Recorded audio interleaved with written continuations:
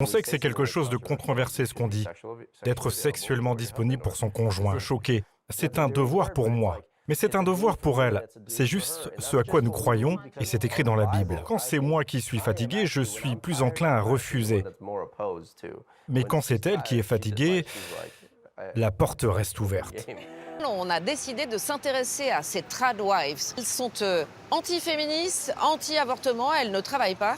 Et au quotidien, elles ont décidé de se soumettre aux souhaits de leur mari. Au départ, le phénomène Tradwife ne semble être qu'une tendance étrange sur les réseaux sociaux, où des femmes prônent le retour à la soumission domestique et aux stéréotypes de genre. Mais derrière les vidéos de préparation au pain au levain, par exemple, se cache une réalité bien plus politique. En effet, quand l'anthropologue Kristen Ghodsee analyse cette dynamique, le constat est immédiat.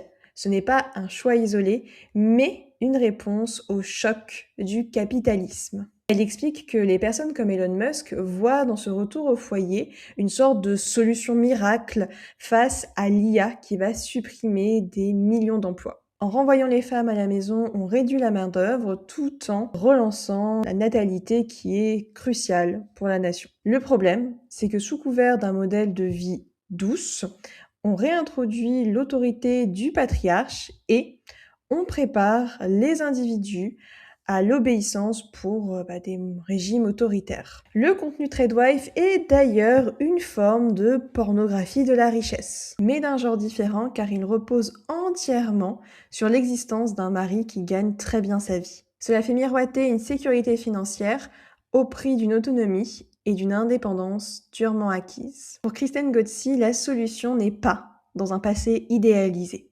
mais dans la création de communautés solidaires où les femmes retrouvent leur pouvoir politique ensemble.